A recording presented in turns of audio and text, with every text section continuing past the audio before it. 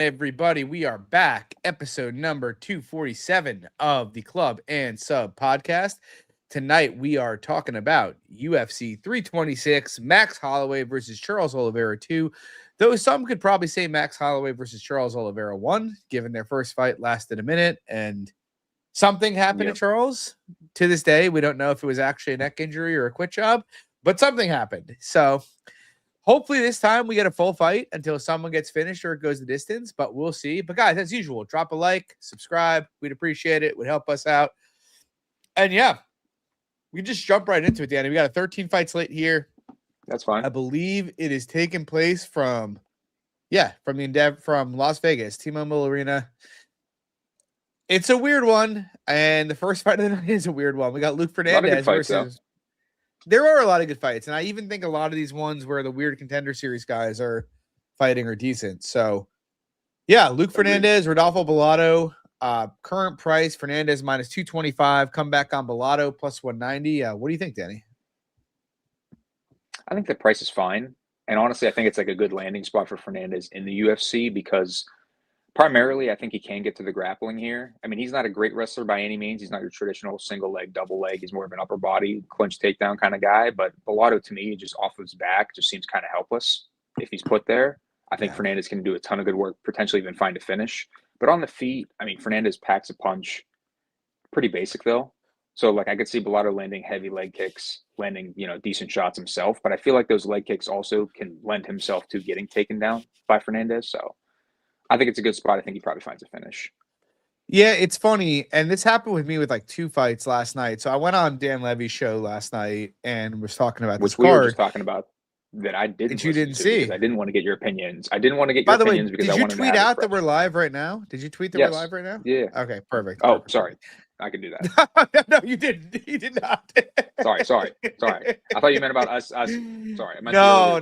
Sorry. But anyway, I had two fights where like I had taped them, and as I was talking about it and giving my analysis for the fight, I started listening to myself speak and be like, it might not be as good a spot as you were making it out to be. And this is one of them. I'm predisposed to like the Bellato side. As you know, with me, it's like I like fading these big steps up in competition from these debutants, especially at underdog. Bellato, obviously, especially he's less fought than 10 pro fights too. Yeah. Like very few, and also 30 years old for Luke Fernandez, which isn't really ideal with that few fights.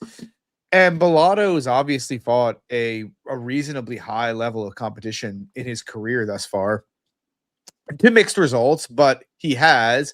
And, he's showing some toughness, right? Like, I think there's real questions about how good his chin is. I don't think it's great. I know he hasn't been, like, flat out KO'd yet, but he's been hurt enough to make me concerned, to say the least. But he's a tough fighter, right? Good leg kicks, to your point. Good boxing, decent power. If he's on top of you, pretty good jiu-jitsu. But as I was talking about it, I was thinking about it. It's like to what you said about Fernandez. He is a pretty good wrestler. Like, not great. I don't love his wrestling per se, but he kind of knows where his bread's buttered, right? Like, he's going to force it into the clinch. He's going to try to force takedowns. On top, he's pretty good, and Bellato on bottom is pretty bad. At range, I don't really like rate his boxing particularly highly, but he seems fairly durable, whereas Bellato does not. Fernandez seems to carry some power. I don't know how much Bellato is actually carrying in his hands, to be frank. I don't know. I mean, I want to be leaned towards the Bellato side just because of intangibles and experience and UFC experience in particular. But I think Fernandez, if he gets on top, can probably have huge success. I think if they bite down and swing, I mean, I'll say this. I don't know how Fernandez's defense is going to translate at the UFC level. I don't think anybody does. But I can say this, it's not going to be worse than Rodolfo Bellato's is. You know what I mean? I do think he has commensurate power, and we have seen Rodolfo Bellato's chin fold up before. So, yeah, I don't know.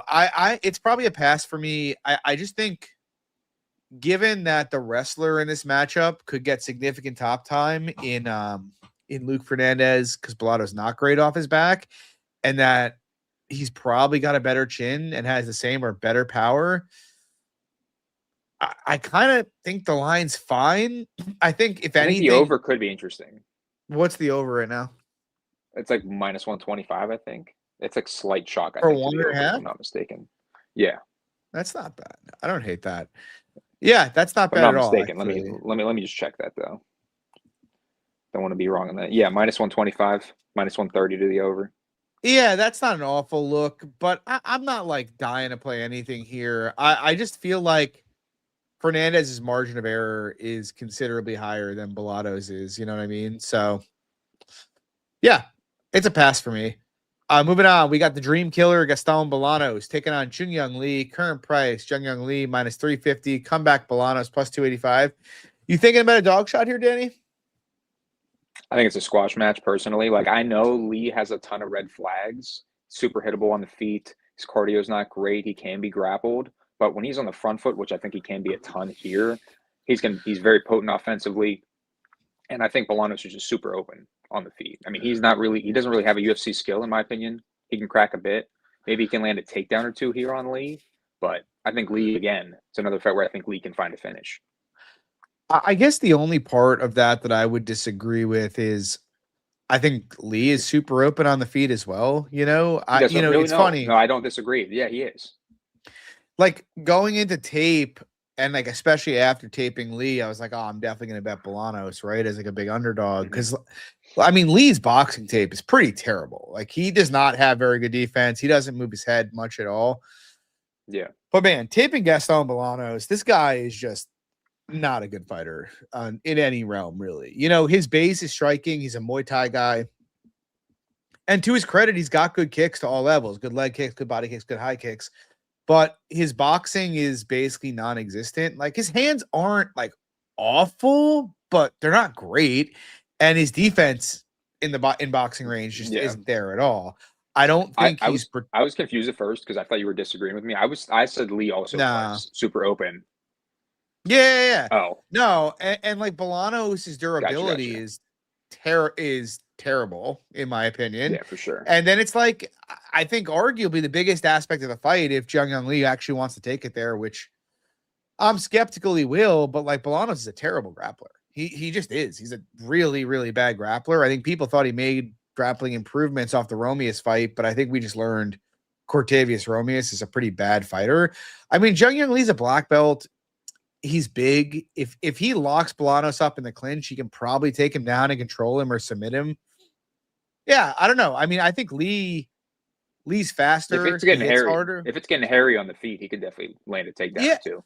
Just I good don't think timing, it's going to get all that. I shouldn't say that. He's only minus 350, but like, I don't think it's going to, I'd be surprised if it got that hairy. Um, Lee just way better intangibles than all around than Bolanos has, faster, hits harder, Mhm. more durable, better grappler, younger. Bolanos to me has not ever really looked like a UFC level fighter. That hasn't changed. Lee, I think at least has enough tools that fit this level that if he actually puts it together, he is. So I'm not laying 350, but I have no big dispute with the price. Mhm. Moving on, we got Rafael Tobias taking on DR Nurzagay or Nurgozai. I'm sorry. Current price Tobias minus 180. Come back on Nurgozai plus 155. I don't know. Part of me wants to bet DR here just because I don't I don't think Tobias is very good. Like he's I put it this way. I thought he was big because when you watch him regionally and on Contender Series, he's like a head taller than everybody he fights. And then you actually look up his height, and it's like he's 6'2". So he's literally being given hobbits to fight, so far in his professional career. I mean, strength of Um, schedule is awful. it's horrendous. It's absolutely horrendous. He's got okay power, I think, but I think he's very, very slow on the feet. I think he's hittable. I think the best part of his game is his jiu-jitsu. But like, is he a good wrestler? I'm not really sold on it, to be honest with you. To be honest, I don't know Yeah. what you think, Danny, but like, I don't think he's that athletic. Do you? He seems very wooden, and he seems wooden on the feet, and I think like that definitely could get him caught with the striking. The issue is like, is DR gonna is he gonna cause those issues? Because DR is not like a super high volume. He's a decent technical striker, but he doesn't seem like a guy who's going to just put the pace on you, put the pressure on you, kind of thing. He's I, I perfectly fine with like chilling back. I don't disagree, but I feel as if like Tobias is like that kid that you went to high school with. He was kind of scrawny, and then like you're at your 10-year reunion, you're like, oh my god, fucking James is gigantic. It's like this. He's not an athlete, it's just like someone who took steroids and got like completely, Yeah, like bulked that's up. fair. I don't know. I mean, I'm probably exaggerating a little bit, but you know what I mean. Like I watch I him know. fight. I watch him fight, and his movement and his flow doesn't really replicate the look of His his striking body. You seems know what I mean? pretty, really, really green. Yeah. I will say, Yeah, I think his jiu-jitsu in top position is good. I do. I think he flows pretty well. 100%. He does a good job getting hooks in. He's a pretty good submission grappler. And I think if he can get fights down at 205, he can win fights by submission. I think it's an interesting fight because, like, on paper and even off tape, I kind of want to bet DR just because I do think he's the much crisper striker. Like, I don't even think it's close. I think he's a bit faster. I think he measures distance better. I think he's a better kicker. I think he's a better boxer. I think he's got way better footwork. Even in the grappling, like, I'm not convinced Tobias is a better wrestler. Like, DR is an okay wrestler. I don't know if Tobias is. Dude, the guys that Tobias is like wrestling are just like I know. tragic. You know what I mean? Like, I really am not convinced of it. The big problem for me, there's two problems for me. One, Tobias is 22, right? So it's like he should be making like pretty sizable improvements every fight. And the second is, I mean, DR Jiu-Jitsu doesn't exist. Like, the fact that he got Kimura swept and then Kimura'd by Brenton Ribeiro is pretty bad. But even worse is getting Ezekiel choked by Saltabaldiev. You know what I mean? It was ugly. The issue, it's not even that it was ugly. It just seems like he doesn't know like proper jiu-jitsu defense. And obviously the one place that Tobias is like really good is in the jiu-jitsu realm. So, like, if you tell me Tobias gets on top of him 2 or 3 times, I'm not going to be very confident in DR at all.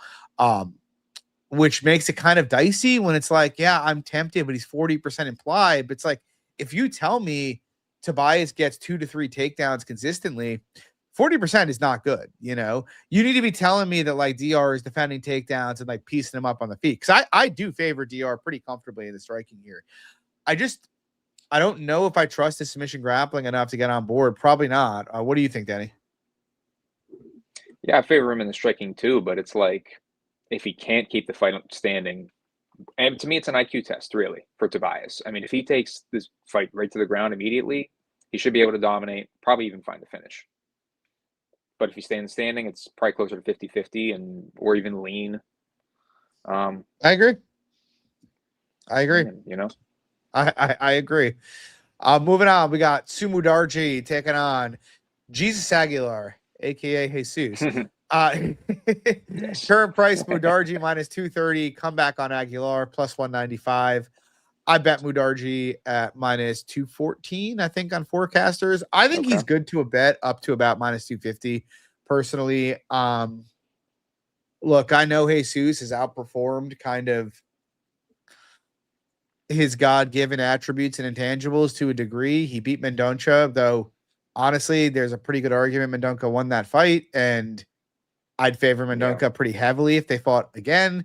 Obviously, he beat Luis Garule, but I think we also know, I'm not even saying after the Korea fight, but you and I talked about this last week. Like, I saw enough in that fight from Garule to know that he's just not really on this level, like, at all. And Garule and Aguilar was a very, very competitive fight. It's not as if it was a one-way dumpstering.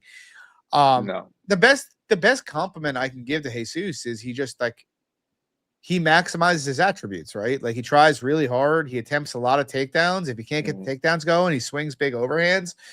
But he's fighting Sumu Mudarji. And like, yes, on paper, theoretically, in Mudarji, he's had some issues with the grappling in the past. Obviously, he was submitted by Tim Elliott. He was finished from top position by Matt Schnell. Even dating way, way back, he was, what's his name? The alcoholic. You know who I'm talking about. Yes, I do. I know who you're talking about too. Dude, I can't believe I can't remember his name because I lost so much money betting on him throughout his career. It doesn't matter. Sue's had some issues grappling, but I feel like Sue's made some pretty strong improvements in recent years. He obviously, Charles Johnson tried. Yes, that is it. Obviously, Charles Johnson tried very, very hard to grapple him and had very little success. He was actually out grappled in that fight. Um, he did fight Mitch Raposo, who, in my opinion, is a much better grappler than Jesus Aguilar in his last fight. It was a split decision. That it was a split decision seems crazy considering he outlanded him 45-9 in the fight. But yeah, I mean, he's still, I think there's some susceptibility to grappling. I don't think Jesus is a good grappler. He's 5'4". He's got a 62-inch reach. He's a little guy. He doesn't really consolidate top position particularly well. The best part of his grappling is probably his guillotine, but he's not controlling many guys who don't want to be controlled.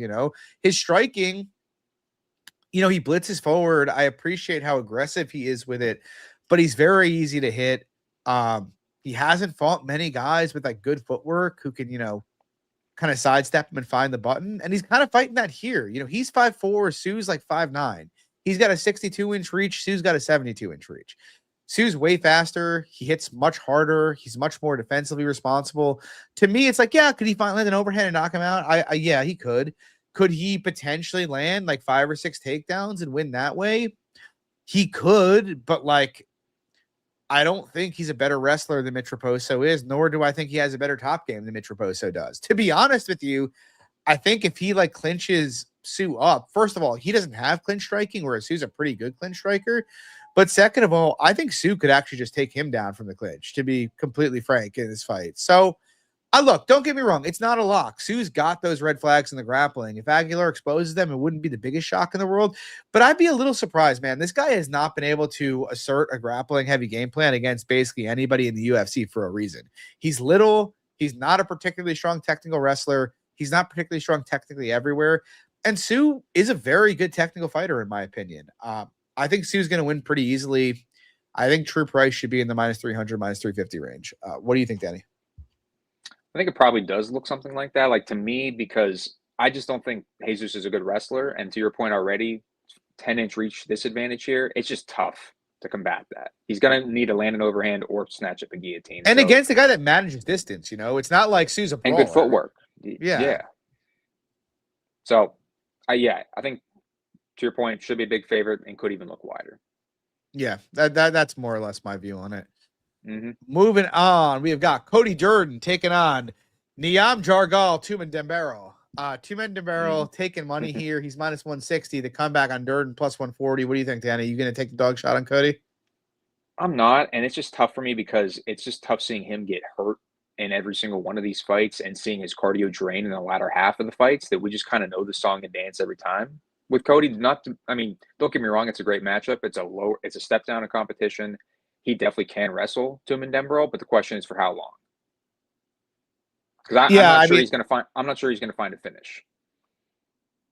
Yeah, I think that's the big thing, right? Because I'm like kind of in a similar boat where if this fight was 3 years ago, I'd smash Cody here because not that his cardio was good back then, but you saw like more consistent cardio performances. You saw clean wins. Like, Like, to me, the Charles Johnson and the Nicholas Mota are the cleanest wins of his UFC career, and we just haven't seen anything like that. And he like fought through adversity pretty well with Charles, and it could be a similar situation here. The problem is we haven't really seen it since. Like, the fight that really sticks with me with Cody, and like, I don't want to shit on him for losing to Joshua Van because obviously Joshua Van's the champion, but like the first round of that fight had almost no pace. Cody was wrestling the whole time.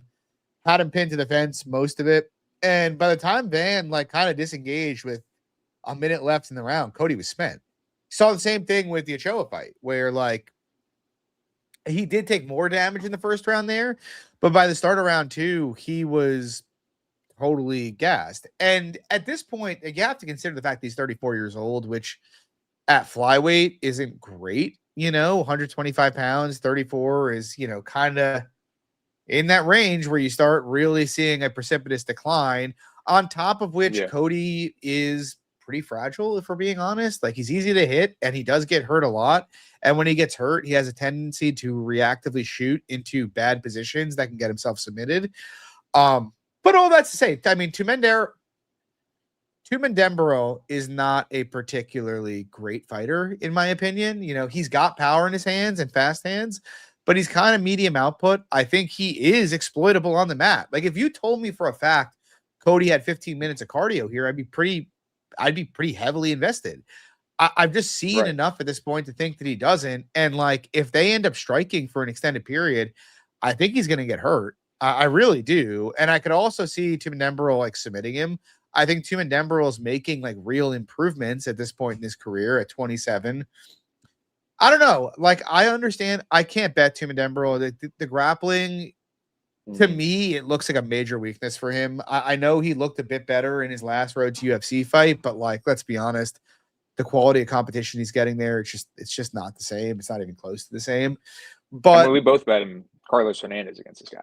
Yeah, exactly. For a reason, you know.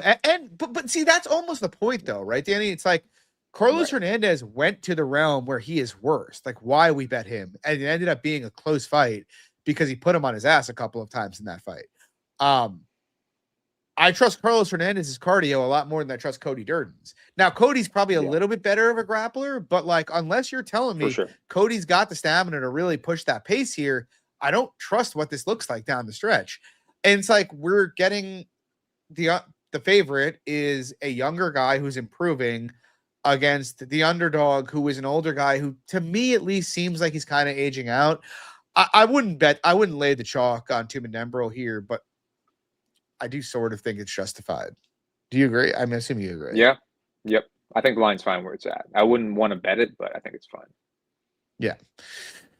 Moving on, what you take here? We got Alberto Montes taking on Ricky Turcios. Montes minus 185. The comeback on Slick Rick plus 160. It's one where I could see like credence to the underdog here. I just hate, to your point there, Slick Rick. I hate Slick Rick's game. It's awful. It's awful to watch, and the guy's just an inaccurate striker. He throws a lot of strikes, just doesn't land a lot of strikes. Good cardio, good pace in the striking. And I think as long as he avoids the chokes here, he's probably should be a decent fight for him. Probably better cardio as well down the stretch. I mean, I'm the exact opposite in that, like, I love Ricky Turcios' game. You know, like, he's really hard to grapple. If you take him down, he's constantly active. He's throwing strikes from bottom. He's throwing strikes from the clinch. He works up well. He's got decent jiu-jitsu himself. On the feet, he's constantly pouring on volume. Having said all that, I do understand where you're coming from because he's got no defense to speak of at all. And to be honest with you, my biggest concern with Ricky Turcios is, like, I think he's kind of gotten a It's not even that. I think he's kind of gotten a reputation for durability because he hasn't been finished in a long time. But like, this guy gets hurt almost every fight. You know what I mean? Like, literally, he gets cracked on the chin every single fight. And I mean, that's not this. It's just not a coherent way for like long-term success. Alberto Montes, he's a technical striker to a degree. I don't think he's got that much power. You know, I don't know how likely he is to knock Ricky out here. I think he can take down Cameron Junkin said nobody punishes the invisible man better than Ricky. That's just true. That's an elite take. This is true. I mean, it's probably a 50-50 fight on the feet. I mean, I don't think Montes But see, that's the problem. See, that's a problem for me because, like, dude, Ricky Turcios won round one against Raul Rosas, who we'll get to in a bit. But like, Alberto Montes is not taking this guy down. Maybe he will, and I'll look like a fucking moron for saying this. But I don't think Alberto Montes is taking Ricky Turcios down at Anaconda him. I think if he goes for that, he's going to end up on bottom. It's like my take about it. And I don't think Alberto Montes has very good cardio at all, to be honest, whereas Ricky has great cardio. Like, I see a lot of realms here where Ricky can really put it on him and maybe even break him down the stretch in this fight. My problem is, like, Montes, his game looks a lot more coherent than Ricky's, and that he's got a real grappling game. His striking is far more technical. He definitely hits harder than Ricky does. And the truth is, he's 31, but he's been away for 2 years. He's been at the goat shed. Do I know he's going to make improvements? No, I don't. But I think it's a reasonable assumption to think he makes some improvements. And it's like, if he could just sit back, throw calf kicks, and like counter Ricky, that's all you really need with Ricky. You know what I mean? It's like, as long as you can play a meat and potatoes game, land the counter shot here and there, show decent footwork, you're going to win. Don't get too tired. Yeah, because Ricky's entire game, it's like shitty Neil Magny. It's like, I'm just going to throw like the kitchen sink at you and hope you break. But like, if you're tagging him up, he doesn't have many answers to that. That's a great comp because Neil's got shitty-ish durability. But Neil's at least good, you know. Okay. Right. But Neil does some things that are good, and he's huge. Whereas Ricky's going up to 145 here. So it's like, yeah, I wanted to bet Ricky after tape. And the more I've thought about this fight, it's like, I still kind of want to bet him. I don't know if I'm going to get there, but it's like if I told you Montes gets 10% better from his footage after he won his Contender Series fight 2 years ago, what's your take on the price? I don't know. It's probably fine. That's like my maybe point, a little wider. Yeah. Like the amount of you don't need Ricky's game. If he had more UFC level skills, would be great for this level. But he has very few UFC level skills. A little what more he's physicality. Got is or more. He has no physicality. He is an excellent scrambler. It's very hard to hold Ricky down, and he's got a very high work rate. But if you were a reasonably competent fighter with good footwork who can counter well, he's not really that hard to figure out. And that's kind of my concern because, I don't think Montez's tape impresses me at all. His defense isn't great. I don't think he's got much power. So based on the tape we have, I'm like, man, this, I don't think this should be much past even, to be honest. But he has been away for 2 years and he's 31. And if he's made any improvements, that could be more than enough to cover the line. I'm still thinking about Ricky, but it's really hard to make a Ricky click at this point. You know what I mean? Well, here's the thing I will say. If you like Ricky, though, it depends on, I guess, how you feel on his chances of getting finished. Because you could always go Ricky could be okay. Route, what's the Ricky 2-3? That would interest me potentially. What do we got there? Give me a chance here. It's not that great. No. 2,200. That's okay. 2,200 round 3. 1,600 round 2. It's not awful. John, could I interest you in a plus 3.5 at -125 for Ricky? Yes, you could actually. That actually sounds pretty good.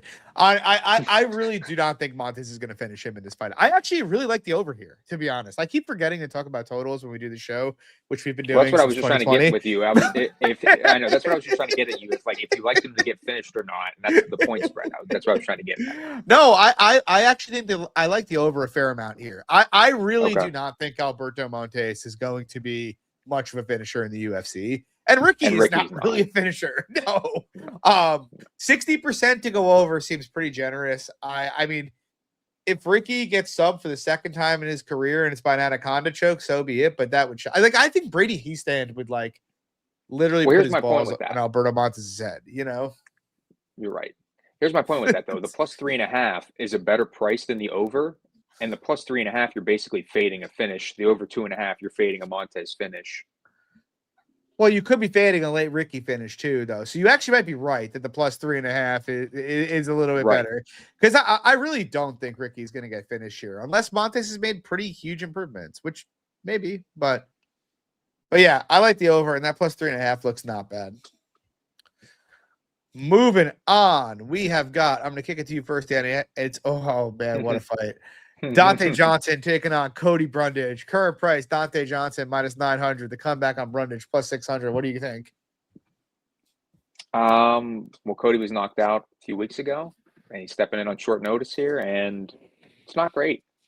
Company man. Not great. You know what's crazy? It's crazy to say, but Cody, this is his 15th fight in the UFC. That is crazy to say. That is crazy to say. Because I was saying this earlier too. Imagine these 15 fights haven't been great. Imagine if we had 15 Jordan Wright fights. That would have been great. I would have taken that in a second. Right. Even if he never got a single UFC. Did he ever get a UFC win? Did he beat Pickett? I don't think he did he? No, he didn't beat Pickett. No, I don't think he. Okay, so he definitely doesn't have a UFC win. No, he doesn't have a win. No, but still, man, it's much better than any of these Brundage wins. Personally, I think Johnson, while still green, can probably find a knockout on the feet. Could probably take Brundage to the mat. I think it's his. Oh man, Evan's in the house. Is Evan making the rounds again? Is he back in the MMA scene right now? Hey, he's back in our Discord. I hope so. It's a better world we live in when Evan's doing the MMA thing. Yes, sir. No, I'm with you, man. I think Dante Johnson sucks, to be honest with you. I wouldn't go. I don't know if I'd go that far. But I'd go that. I'd go that far. Okay, all right, that's I fine. would That's go that fine. far. That's I fine. really am not like really all that impressed with him at all. All right. I said this last night. I'm like, if you took a, Are you the taking the shot? NBA. What? You taking the Brundage shot?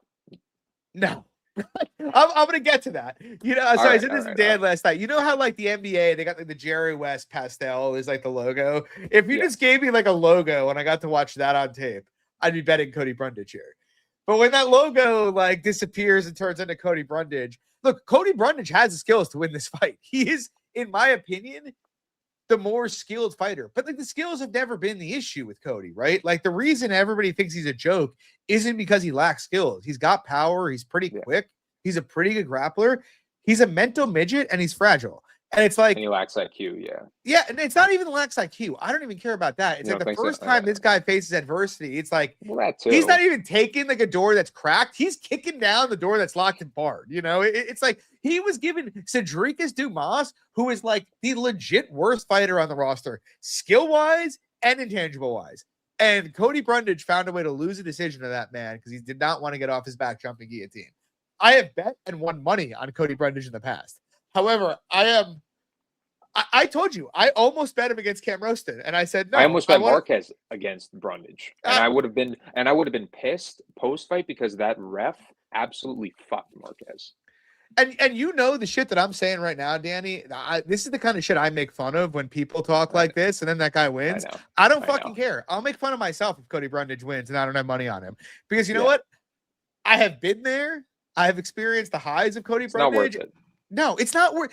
And Dante Johnson, to your point, I do think he stinks. I think his skills are not very good at all, but he is fast and he's got power and he seems game. And like seeming game against Cody Brundage means unless he finishes you early, he is going to like, dude, this guy is not confident unless he has a huge advantage.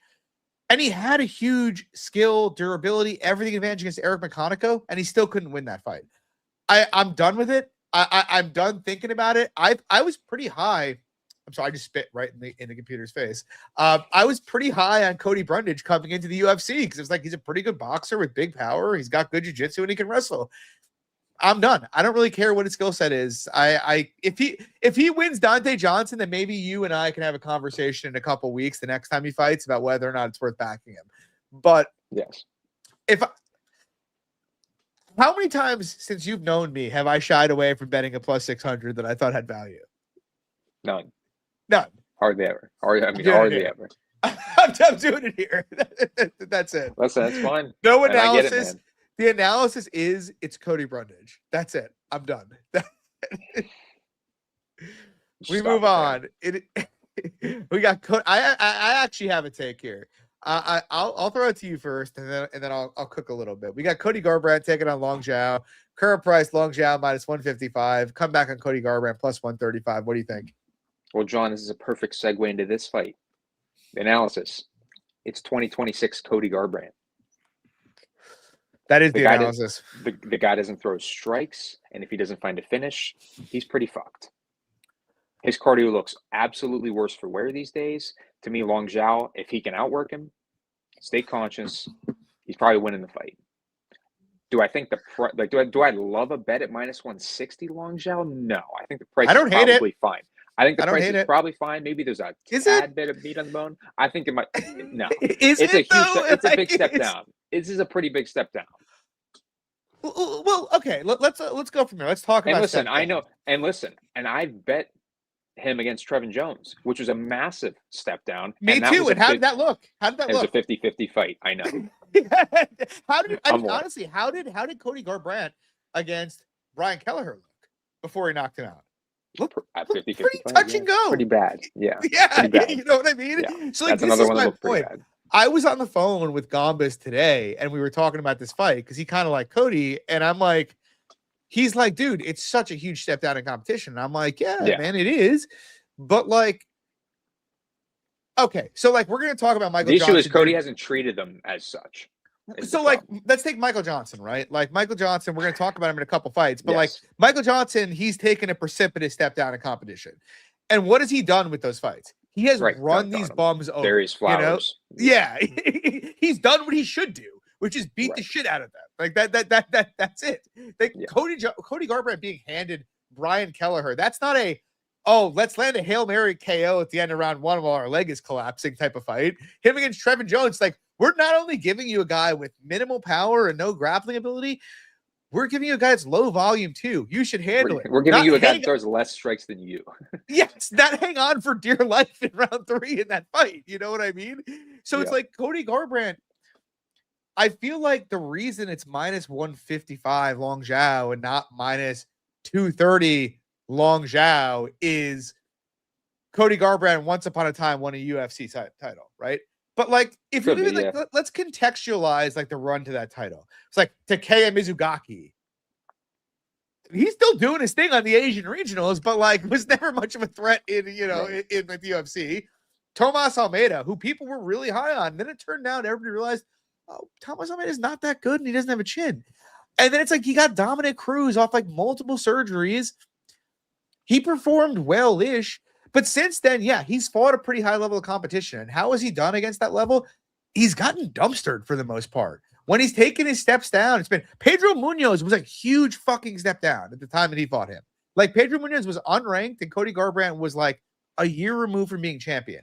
And Garbrandt, he went crazy and that's what people blamed it on, but his leg was fucking cooked. Yeah, I would say Munoz had the tools there, yeah.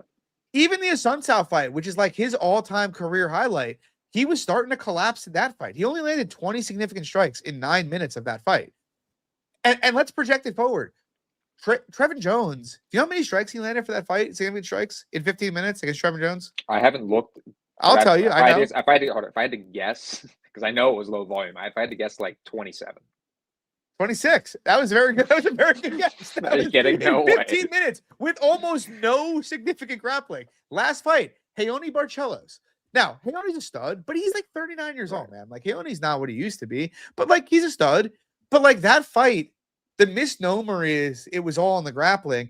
That fight was on the mat or in the clinch for 3 minutes. They were at space for 12 minutes that fight, and Cody Garbrandt landed 25 significant strikes. It's bad. I mean, this is where we are with him. He does not produce offense. His offense is like 5 to 6 minutes when he's got speed and real horsepower to put someone out. And that's more or less it. To compound things, he is, granted, I will say he has very good takedown defense. But if you get him flat on his back, he's kind of a fish. If you actually force him to work, his cardio is non-existent. If you crack him straight on the chin, he goes to sleep. So it's like, yes, he's a very fast boxer early in fights with big power. But he's low volume. He has bad durability. He's terrible on his back, and he has terrible cardio. How well does that combination typically work out at men's 135 pounds? And then factor in the fact that he's 34 years old. He's always been a mental midget. He's getting tattoos on his eyes and shit now. You know, like he doesn't I don't know what's at all. Like if he's even training, I mean, who knows? He's talking about grappling Sean O'Malley in his press conference. I'm not a press conference guy, but like that is what he's talking about: is wrestling Sean O'Malley. You know, like it's fucking crazy. And he's fighting Long Zhao. Long Zhao kind of stinks. Like, let's be honest, he does. He's not great. You know? But what is Long Zhao good at? You know, he fought on contenders against Christian Quinones. Christian Quinones, I think we'd all favor against Cody Garbrandt, like pretty comfortably at this point in his career. Yeah. Not that he's particularly good either, but he's long, he's got fast hands, he's got power. He threw some howitzers at Zhao, took all of them, kept coming. What did it tell me? Number one, he's not scared of power. Number two, he's pretty durable. Zhao wants to be in the clinch. He wants to push a pace. He does it every single fight. All he's focused on is pushing a pace and making his opponents work. Can he get Cody down? I don't think he can early, and maybe not even late. Like Cody's a state champion wrestler. He's much more skilled in that area, but like he's gonna have to work. I trust Zhao's cardio a lot more. I trust his durability more. He's a lot younger and probably improving. And even though Cody's a bigger hitter, like, is it going to shock you if Long Zhao chins him? If anybody chins him, is it going to shock you? No. So it's like we're sitting here talking about a bantamweight with 1 round of cardio. 1 round. You know what I mean? Who doesn't throw strikes, who doesn't offensively wrestle, who's terrible on his back, and is fragile. And it's like, it's a step down for Cody. It's like, I watched the 5-star fight. I feel pretty confident if Long Zhao exits the first 6 or 7 minutes, he's going to cook here, which is like, maybe an argument wait for live, because I do think he can have issues early here. Garbrandt's The gonna issue be is tough to though, deal with. and I agree with the live angle, but the issue is it's just going to spike. Like there's going to be a point where it's just going to be like, okay, Long Zhao's like minus 300 live kind of a thing. That's what In I'm my saying. opinion, Like, you know, let's say like people Cody like people lands talk a about these couple angles shots and that like stuff. kind of ring his bell, and like they get to the end of the first round. Are you going to get much better than like minus 110 on Zhao? I don't really think so. The market's No. kind of evolved past that. You know what I mean? Yeah. So it's like, and if you pass on that, it's like you're passing on the equity the Long Zhao just puts in the sleeve because Cody's chin is made out of paper mache at this point. You know what I mean? Like Yeah. it's It's so I similar don't to know. the right. I was gonna say it's similar to the point to the Durden fight. Like people might want to like live bet Tum and Dembrel after Durden might have a good round, but it's like what kind of a line do you think you're gonna get on Tum and Dembrel? It's very similar in that they're both named Cody and both 34 and both taking steps down, except you know what? One of them actually will grapple proactively and has good jiu-jitsu. The other one is Cody Yeah. Garbrandt. One of them's training. Yeah. One of them's actually training. I am leaning. Yes, Evan is long. I am going to be long too. I think I'm leaning toward a bet in that direction. I haven't Are you made it hard yet. for long, Evan? I might be a little Long Zhao. I'll tell you that. Look, I know I'm going to say all this, and like someone might put me on a fucking poster if Cody knocks him out in round one. But I know what I'm getting into here, and I also 100%. know if the Chinaman gets out of round one, he's going to cook. So. That's all I'm saying. You know? Yep, 100%. I get you.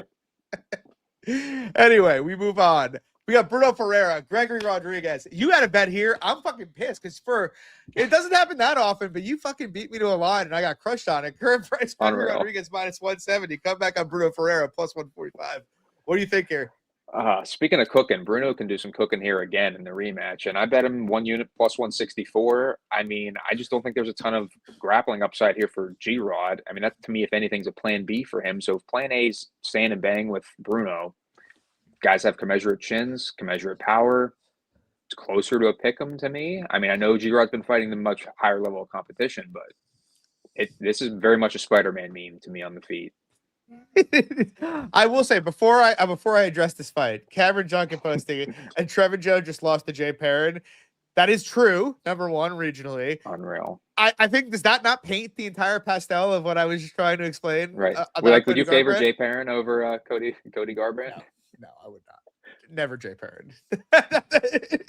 It's never Jay Perrin. I agree with you. Honestly, you know what's funny? Rewatching, I don't want to put like too much stock in their first fight because it was a long time ago. But the biggest takeaway I had from it was, first of all, the standing played out kind of tepid, and I think they were almost even in strikes when RoboCop got knocked out. But there were two grappling sequences in it where RoboCop went for the takedowns, and like Bruno held his own fine. Like, you know, he transitioned up, he exploded. Yeah. Like, I do think in the unlikely event that RoboCop decides to make this a proactive grappling match for the first time in his UFC career, that like bad. He does it. No, yeah. I think later in the fight it could. I think if he does it when if he gets on top of Bruno when he's tired, I think he could fuck on him, honestly. But like Bruno fresh, like even Abus didn't really get there fresh. It's like when he slowed down and he got on top. Bruno Fresh is kind of a son of a bitch. Like he's a black belt and he's very explosive. He's kind of hard to hold the positions. Obviously, if he gets tired, Gregory could take advantage. But like I just kind of view it like I think at this point Bruno has to have showed enough to be like he's a pretty good striker. Like maybe his fighting looks goofy, but like held his own on the feet with Armin Petrosian. He kind of fucked on Vettori on the feet in his last fight. You know, it's not all that technical, but he does a very good job of being all the way in where he's exchanging with you or all the way out. Like he's not going to be one of these guys who like sits in like Gregory's preferred range and lets him teep him and kick him and just jab him. You know what I mean? He's either going to be in like exchanging with him or he's going to be out. And I think that helps him because Gregory's obviously a much better technical fighter, right? I think we both know that. And so like if they're in like, you know, kind of a distance range where Gregory gets to pick his shots, it'll favor him pretty tremendously. But if they're swinging, like I trust Bruno's chin more than him. I trust his power more than him, to be honest. I think he's a harder hitter. And yeah, I mean, I guess that's where I am. My view on the fight is it's probably going to be pretty tepid. Like we just saw the Gregory and Jack. Like I bet him against Jack, but prior to the knockout, it was pretty touchy-feely. You know, there wasn't really anybody kind of like sitting down on anything. And I think it'll be the same here. Like RoboCop knows he's going against a pretty heavy hitter here, right? He's not going to like overcommit and like bite the mouthpiece like he did against Brad Tavares, who can't hurt a fly. He's going to probably try to be technical with him. But like guys who have tried to be technical with Bruno Ferreira in general haven't had a ton of success. In part, I think, because he suppresses volume with his power, but also because it lets him kind of win minutes just off landing power shots. So yeah, I'm with you. I lean the Bruno side. I shouldn't. If you put a gun to my head and put like mine and my family's lives on the line, I'd pick RoboCop. But like, it's like 55%. You know, I only lean him because I think he's a better technician. But I think Bruno's the bigger hitter, and I think Bruno, in some respects, is the tougher fighter. And I just don't think Gregory's all that likely to grapple proactively. Like if Gregory came out in round one grappling proactively, he's going to gas out. We all know it, and I think he knows it. So yeah, I lean Bruno. I'm with you. I wish I got the price you did. I'm hoping I get a plus 160 here eventually. But yeah, I think it's a close fight, and I lean Bruno Ferreira. Moving on, we have got really good fight here. Drew Dober, Michael Jimenez Johnson. What do you think, Danny? Good fight, and not when I'm like particularly like planting a flag by any means, but I lean the Johnson side. I just feel like his hands are a bit quicker in the pocket, and like watching Drew's fights, like he does seem like a marauder, like coming forward, big power, but like I don't think he's got good footwork by any means. And I think Johnson's got the better footwork of the two. Like I said, better technical striker of the two. I think he can find his shots. I'd be a bit surprised if he knocked out Dober. I'd probably lean more so on the decision, but I mean, Dober is definitely there in game for a fight and open. So I could see Johnson putting him out, but it's probably a Johnson decision for me. I bet Johnson at minus 118. I think he's good for a bet to like minus 140 personally. I bet him to win a unit and a half. The thing is, it's like if you gave me both of them in their heyday, right at their peak, I think I'd lean Dober just because same. I trust Dober's chin a bit more and like his ability to turn it into a dogfight. But like you have to consider like the trajectories of both of their careers and how they fought. Like Michael Johnson, he hasn't been in many wars. You know, he's been knocked out a few times, but the same amount of times as Drew Dober, ironically. But like he's not a guy who's been in many wars, which is crazy. He hasn't taken much damage in his career. He's been clipped on the button a couple times. One by Josh Emmett, who's a massive fucking hitter, you know, and then Diego Ferreira, he got clipped perfectly right on the chin on a counter, which could happen here, obviously. Nasty knockout. But like Johnson's career, I feel like he's aging pretty gracefully. He's still very fast. He's got very, very good footwork. He's got great takedown defense. He's still pretty good at takedowns himself. Doesn't go for them that often, but he is. He kind of the same guy he's always been. I'm not saying he's quite as good as he was at his peak, but he's more or less in the same mold. Whereas Dober, it's a guy who spent his career walking through damage to land like power shots, was always kind of slow, always pretty available to be hit, but he had one of the best chins in the history of the sport, and he's a huge hitter. And he leaned on it, which he should. Honestly, I wish more guys leaned on their physical attributes like that. But Dober at 37, you're starting to see the wear and tear of it. You know, people talk about all week, oh, you know, Drew Dober against black guys, he does great. But it's like, did anybody remember the fucking Terrence McKinney fight? Like, Terrence McKinney took the fight on 4 days' notice and beat him like a fucking drum until he gassed out. Like, he dropped him like 3 times in that fight. Then it's like he fights Matt Favola, and like, I know Matt. Like, he's an awesome dude. But, you know, Matt's not like a top 10 guy, you know, or anything like that. And Matt, even prior to the knockout, was boxing his face off in that fight and then knocked him out cold. Manuel Torres, I can't shit on him too much. Gene Silva, I can't shit on him too much, but also Gene Silva was on. The Torres one's a little bit tough because it's like that is a step down of competition enough to where you would think like that he probably should. Like if his chin's still there, yeah. Right. And not to the level of like a Johnson versus Flowers type of a step down, but like still step down enough to like, okay, Dober, you should probably find a knockout here. He's open enough. And he gets knocked out. Strength and strategy. Right.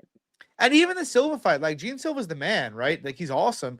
But like Gene Silva took that fight on a week's notice, up a weight class. Like I know he hits hard for 145, and I know it was a cut stoppage, but Gene Silva kind of had his way with him.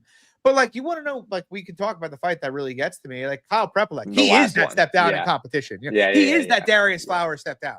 Kyle Prepolek, tough guy. I have a lot of respect for him. Doesn't belong at this level, like very clearly. And Kyle Dober was a massive favorite. And Dober was getting pieced up for 10 minutes in that fight. Had he not kicked him in the balls, gotten his energy back, and then swarmed him, he's probably on his way to losing a decision there. And like, this is what I brought up earlier in this card, where it's like, Look at the guy like Michael Johnson was also fighting better guys than Drew Dober, at his best. But like Mhm. Michael Johnson took a big step down in competition for a couple fights in a row. And what does he do? He walks through Darius Flowers with ease. He walks through Otman Azaitar with ease. He fights Daniel Zellhuber last fight. Now, granted, after last weekend, Daniel Zellhuber clearly not that good. That's why I bet Bobby Green last weekend, but walks through him with ease. Like he's doing what you should do when you take big steps down in competition. Whereas Drew Dober, he's getting knocked out by Manuel Torres. He's going life and death with Kyle Prepolek. All of that's to say, could he knock out Michael Johnson? I think so. My biggest concern on the Johnson side is like Dober's a Muay Thai guy and he hasn't fought many southpaws. He should be able to calf kick Johnson. He really should. It wouldn't shock me if he compromises Johnson's calf here. Mm-hmm. And I still do worry about Michael getting KO'd, but like he's been knocked out once in his last 10 fights. It's not like it's a frequent occurrence. And I just feel like him being 3 inches taller with 3 inches of reach and being way better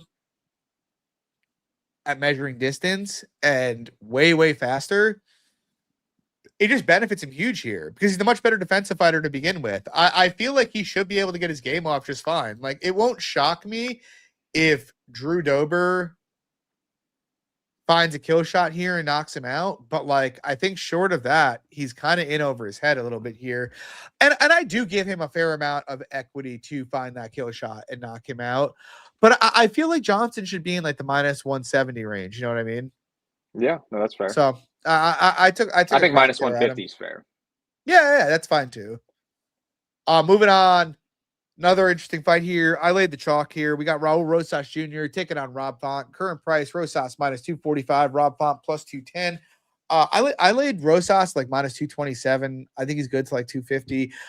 Obviously, I was never really the biggest fan of Raul Rosas, and I have always been a big Rob Font stan, as you know, Danny. It's the first time I've ever bet against Rob, but I don't know. For me, it's simple, and I'm going to keep it pretty simple here. Look, if Rob can work up consistently, yeah, he's a better boxer. He's got better cardio.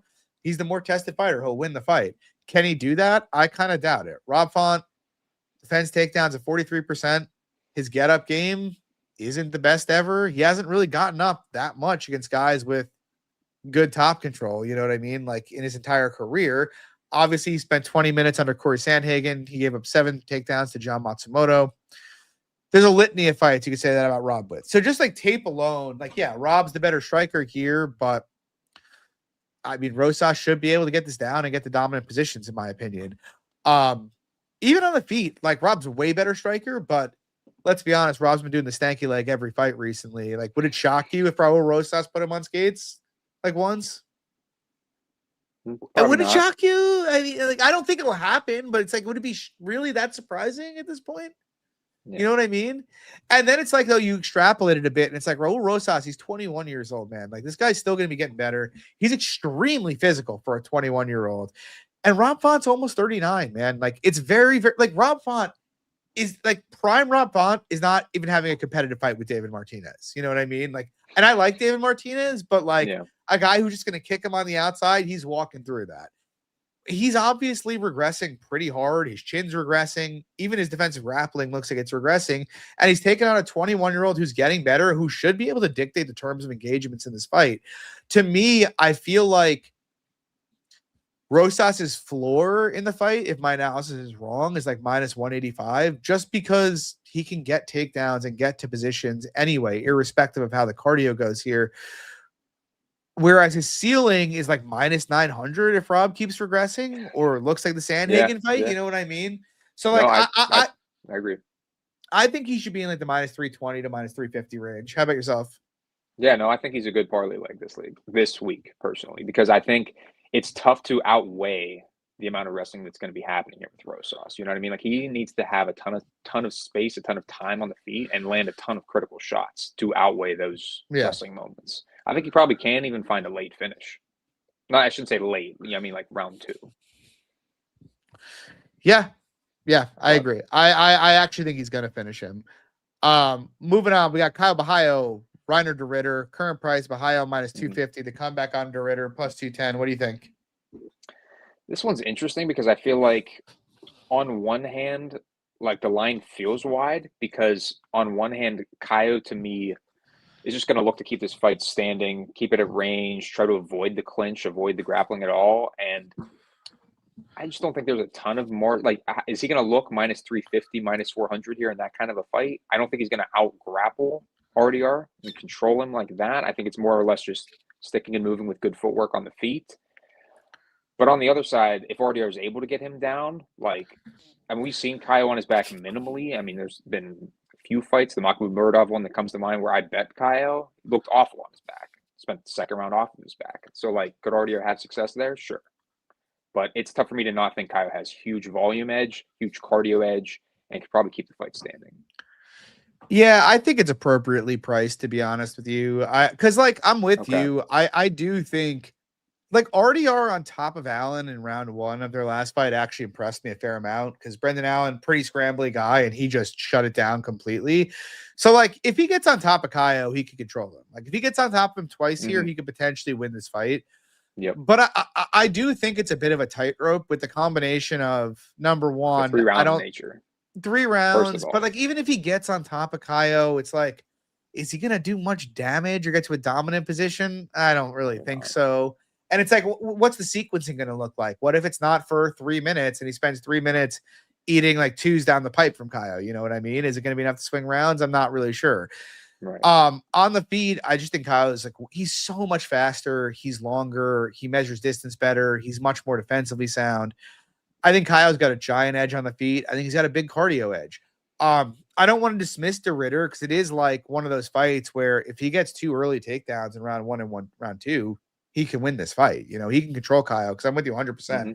Kyle looks like a classic, Brazilian Jiu-Jitsu specialist get-up game, where it's like he's just going to play guard and kind of let you like be on top of him. But on top and on bottom. Yeah. He's a shit bottom. But but I just feel like Kaio's got most of the finishing scope in this fight, and Kaio could win rounds even where he gets taken down, whereas I'm kind of skeptical Reiner can.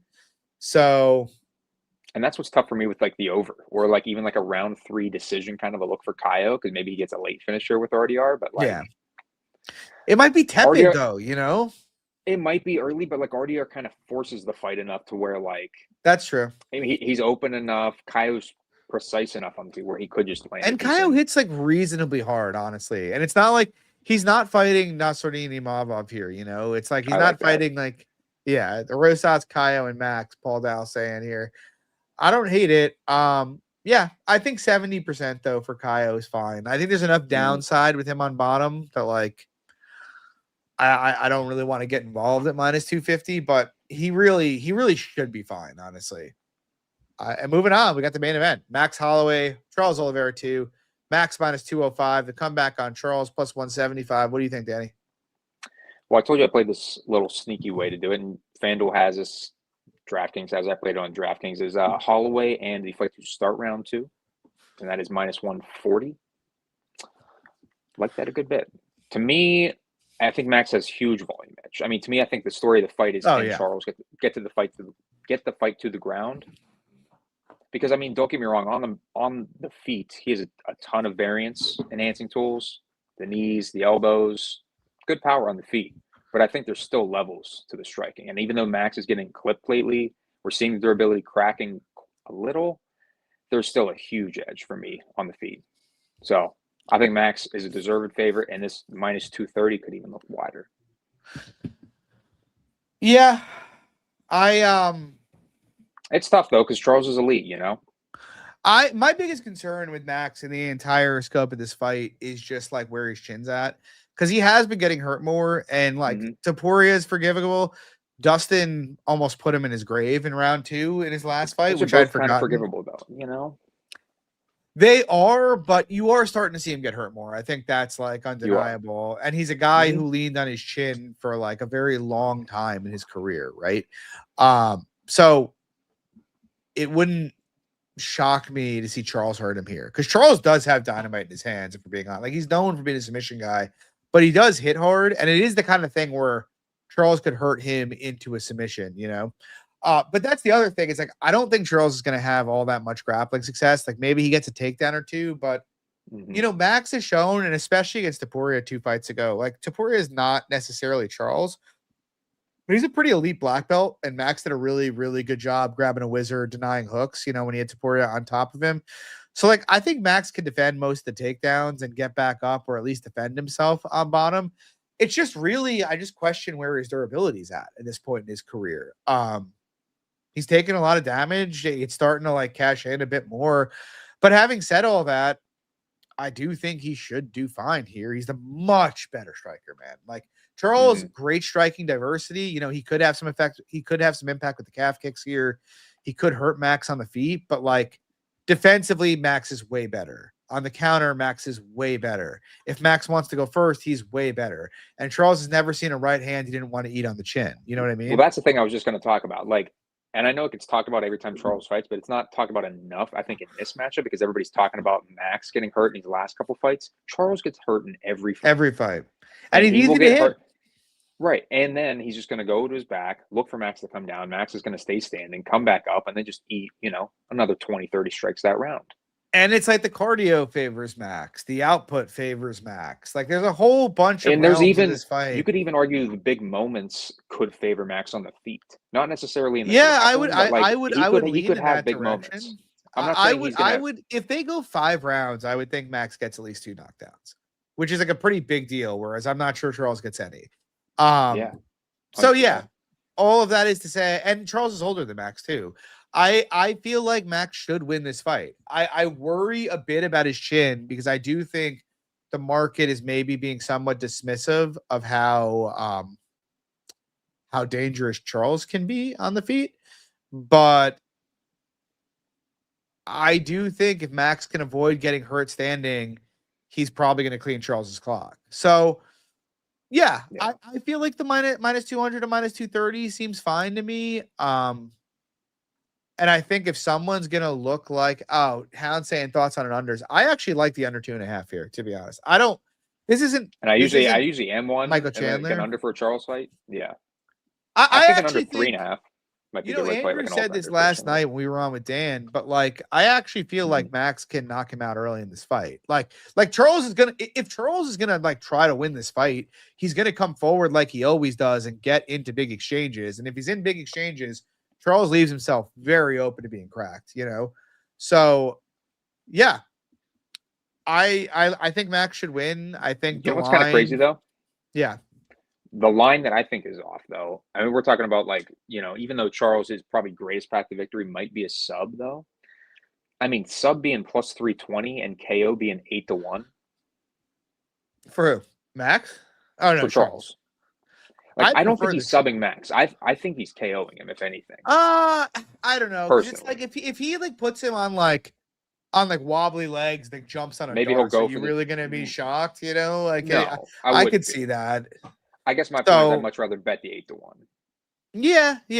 I think I'd rather just if I was gonna bet the fight, I'd bet under more than anything else. I did take some early Max, but like I'm not like super passionate about it at all. I don't know. But I do. And the under 3.5 is like minus 125. I think that's good. Yeah, I do too. I actually think the under for the fight is not bad, or the doesn't go for the fight. Not bad. Yeah, I was just saying. I don't think this is going the distance, man. I really don't.